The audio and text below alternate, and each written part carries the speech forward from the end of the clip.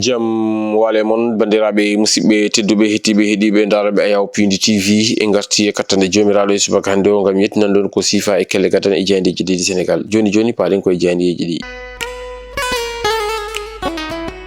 Altine nogas e tati lewru mars hitande ujunnaji ɗiɗi e nogas e jeegom ko sifa e kelle gadane e jayndeji leydi Sénégal. Eɗen puɗɗoro e jaynde Walf Quotidien kam musimen jayndeyankoɓe ɓe garti ko e on ɗon julde korka nde ganduɗa kay moninama ɗo ete nder leydi Sénégal. Ɗin ɗon konngudi ganduɗa kay ko wasiyaji kam e khutbaji almameɓe ɓe kam musimen jayndeyankoɓe ɓe garti hen ɓe kolliti kay wonande e gueɗe debati gorkati en ko nonne kadi ganduɗa kañum woni ɗin ɗon konngudi kam e biwaji ɗi ganduɗa kay ne teska e ɓoggi karalle kesi ɗi ko nonne kadi politique kam e cukako ɗum kala ɓe ganduɗa kañum goni almameɓe e garti hen e khutbaji mumen certuɗi ɗum ko yiwiti alhaali ɗin ɗon khutbaji ɗiɓe mbanno e on ɗon ñalawma ganduɗa kay kañum woni ñalawma julde e korka honno wiiri e jayde nde ganduɗa kay ko kañum woni e jayde wiyetende e jayde Walf Quotidien ko noon jayde nde rutanima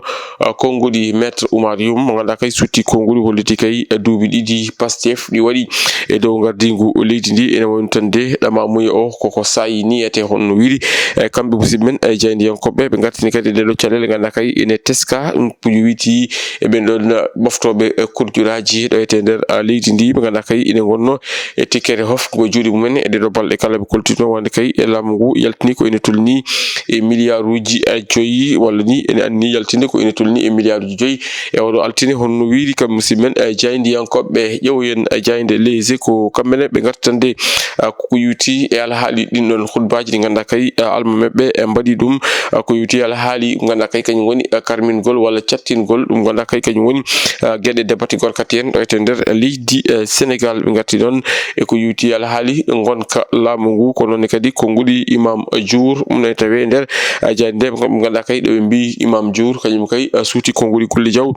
farni ɗum e on ɗon régime honno wiiri ko wona ɗum ko jayde nde rutinima Lat Diop mo ganduɗa kay gonno ɗo ete e jagoɗɗo leydi Sénégal ɓe kolliti oɗo saaha joni rafi cellal makko ko caɗele tigui woni ko o jogui e ko yuti on ɗon fannu honno wiiri e jayde ganduɗa kay kañum woni jayde Les Échos e jayde Turbine Quotidien kañum arti ko on ɗon ñalawma ganduɗa kay ko ñalawma julde korka ɓe garti noon e ɗin ɗon khutbaji ɗi ganduɗa kay almameɓe e mbaɗi ɗum eɗen ɗon jewte mumen caggal nden ɗon julde ɓe kolliti kay wonande kay ɓe garti e gonka sifa gonka leydi ndi honno wiiri ko musidɓe jaynikoɓe ɓe garti ɗon ɓe mbi ko caggal on ɗon ɗamamuya cayɗo kam e ganduɗa kay kañum woni ko wiyete ko podoje ɗe ganduɗa kay ko suwata o yiyede ko ɗum woni ko arti kamɓe musidɓe men jayndiyankoɓe ganduɗa kay kamɓe goni e jayde wiyetende jayde Turbine Quotidien ko ɗum ko jayde nde rutinima toon to ganduɗa kay kañum woni Guewol ɗo ɓe mbi Guewol kañum kay ko sunare woni toon ɗum ko caggal nde Khalife général des Khadres mo ganduɗa kay ko toon to Guewol kañum kay woni ko rutti e jowmuɗum caggal on ɗon accident mo waɗi kanko e suddiɓe makko ɗiɗo foof ɓe keddima on ɗon accident jande nde arti e konngudi omo ganduɗa kañum woni Aly Ngouille Ndiaye mo ganduɗa kay yeddi docteur Mabouba Diagne caggal ɗin ɗon accusation ngaji woni tan ɗen ɗon tumamuyaji ganduɗa kay fownoɓe dow makko yuti alhaali e sur facturation jayde Li Quotidien kañum arti e ko yuti e alhaali on ɗon accusation mo ganduɗa kay ko yuti alhaali sur facturation ɓe mbi Aly Ngouille Ndiaye kañum kay woni ko waɗi corrigé omo ganduɗa kañum docteur Mabouba Diagne ɗum ene tawe e jayde ganduɗa kay kañum woni jayde wiyetende e jayde Li Quotidien ko ɗum ko kamɓe musidɓe jaynikoɓe garti e konngudi horejo leydi ndi Bassirou Diomaye Diakhar Faye eriɗo nanodiral woni tan eriɗo ganduɗa kay kañum woni jokkodiral wonande kay dendagal ɓesguji leydi ndi kala jayde arti on ɗon député mo ganduɗa kay kañum woni ancien député Alelo mo ganduɗa kañumne kadi hawri e leƴal e ñalawma hanki o jayde ɓe ganduɗa kañum woni Point Actu kañum arti ko yuti alhaali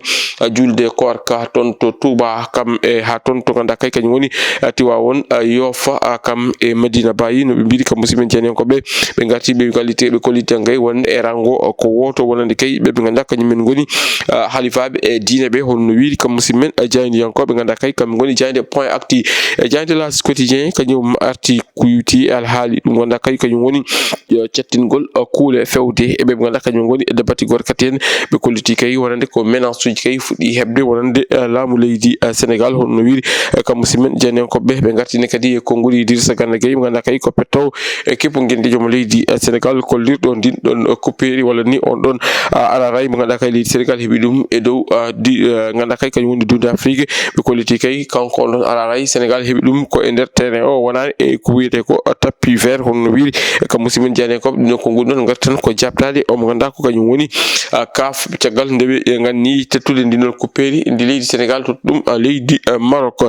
Jayde Sud Quotidien kañum arti ko e on ɗon julde taske korka nde ganduɗa kay mawnama ɗo e nder leydi ndi ko ɓuuri ko hewdon woni ɗum ko ñande aset ndeyete e hoorejo leydi ndi Bassirou Diomaye Diakhar Faye ɓe mbi tan nde ko tuggi tan Dakar ha toon to Ziguinchor ene woni tan nde ɓe garti e hoorejo leydi ndi Bassirou Diomaye Diakhar Faye e riɗo nde yimɓeɓe foof ndentata gona goto ko noon kadi warti ende yimɓe mbattata hakkillaji mumen nde o jertini noon kanko mawɗo leydi ndi hono wiiri kam musidmen e Diayndiyankoɓe ganduɗa kay kamɓe goni e jayde wiyetede Jayde Sud Quotidien. Jayde Libération kañum arti ko yuti ala haali dabati gorko kadi hen ɓe kollitide ha joni e nangde ɗe nene jokki ɗo e nder leydi Sénégal hono wiiri kam musidmen e Diayndiyankoɓe ganduɗa kay kamɓe goni e Jayde Libération. Jayde arti e on ɗon gorkoji biyeteɗo Mohat Gueye mo ganduɗa kay ene nanguira ko ina tolni kiloji ɗiɗi taw ko chanvre indien ɗiɗon kiloji ɗiɗi ɗon o mofno ɗum ko e nder ɓandu makko hono wiiri ɗum ko caggal nde o waɗi ɗum e nder ɓandu makko o waɗi hen kol hono wiiri kam musidmen e Diayndiyankoɓe ganduɗa kay kamɓe goni e Jayde wiyetede Jayde Libération. Gasniren roɓindo Diaydeji meɗen e Jayde guendire nde Le Soleil ɓe garti noon ko e mo ganduɗa kay kañum woni on ɗon hutba mo ganduɗa kay ko ɓen elmamaɓe leydi Sénégal ɗum ko caggal nde juulal ganduɗa kay kañum woni julde korka juula mi karti noon ɓe kolliti kay wonande ɗum ganduɗa kay kañum woni almamaɓe kañumen e rango ko woto garti gam jertinde ko noon kadi e wajade yimɓeɓe ne gartita hakkillaji mumen ha tegnoɗe ɗen ɗon piyoje ɗe ganduɗa kay ene teska e kala e saaha e ɗen ɗon ɓoggi karal kese ko waɗa ɗum ko kamɓe musidɓe Diayndiyankoɓe ɓe garti e konngudi hoorejo leydi ndi ɗum kala ine tawe e Jayde ganduɗa kay kañum woni Jayde wiyetede Jayde nde ganduɗa kañum woni Jayde guendire nde Le Soleil. Bandiraɓe musidɓe tedduɓe hettiɓe heeɗiɓe daroɓe Ayaw Pindi TV kasi ha laabi ceeɗe ko ɗum woni komin kelmo rubinanade ko sifa e kele gadane yoga e Diaydeji leydi Sénégal ari meɗen e rubino Diaydeji wonata ko janggo soko weeli gueno ɗo e nden min mbi on jokke ɗoftade kam rewinade programme uji ɗi Pindi TV waktuji 13 ma en gartu e kabruji meɗen e ɗemgal Pulaar ton to Pindi radio. Allah jarama on jarama.